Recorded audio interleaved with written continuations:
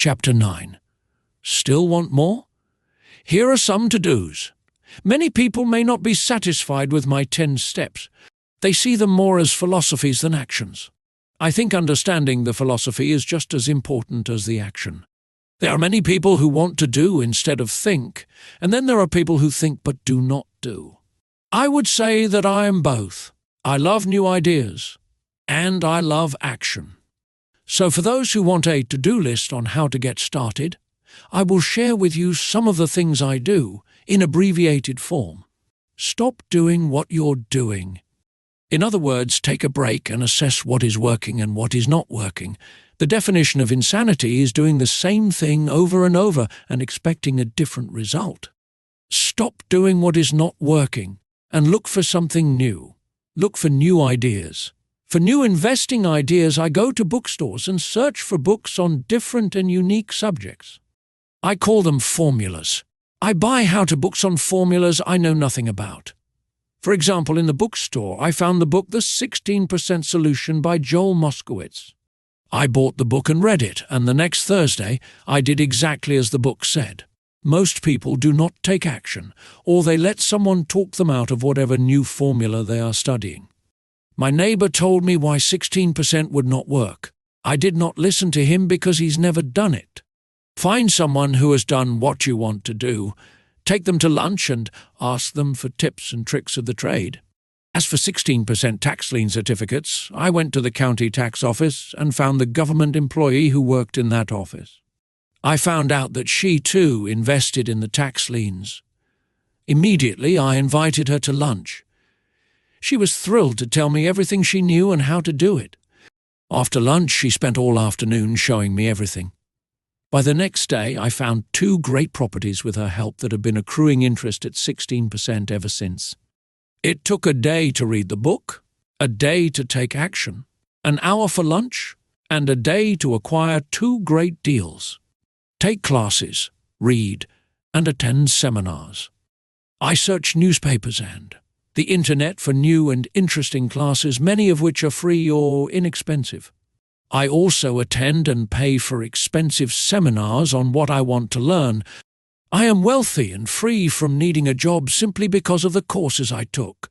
I have friends who did not take those classes, who told me I was wasting my money, and yet they're still at the same job. Make lots of offers. When I want a piece of real estate, I look at many properties and generally write an offer. If you don't know what the right offer is, neither do I. That is the job of the real estate agent. They make the offers. I do as little work as possible. A friend wanted me to show her how to buy apartment houses. So one Saturday, she, her agent, and I went and looked at 6 apartment houses. 4 were dogs, but 2 were good. I said to write offers on all 6, offering half of what the owners asked for. She and the agent nearly had heart attacks. They thought it was rude and would offend the sellers, but I really don't think the agent wanted to work that hard. So they did nothing and went on looking for a better deal. No offers were ever made, and that person is still looking for the right deal at the right price. Well, you don't know what the right price is until you have a second party who wants to deal. Those sellers ask too much. It is rare that a seller asks a price that is less than something is worth. Moral of the story: make offers. People who are not investors have no idea what it feels like to try to sell something. I have had a piece of real estate that I wanted to sell for months. I would have welcomed any offer. They could have offered me 10 pigs and I would have been happy, not at the offer, but just because someone was interested. I would have countered, maybe for a pig farm in exchange. But that's how the game works. The game of buying and selling is fun. Keep that in mind. It's fun and only a game. Make offers. Someone might say, yes, I always make offers with escape clauses.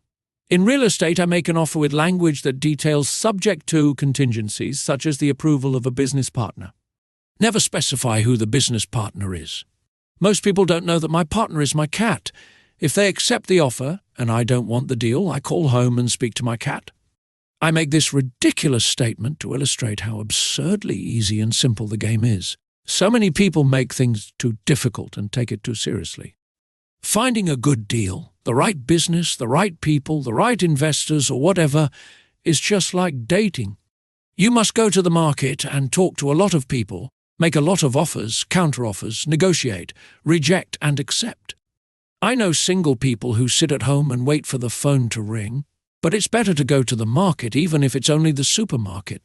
Search, offer, reject, negotiate, and accept are all parts of the process of almost everything in life. Jog, walk, or drive a certain area once a month for 10 minutes. I have found some of my best real estate investments doing this. I will jog a certain neighborhood for a year and look for change.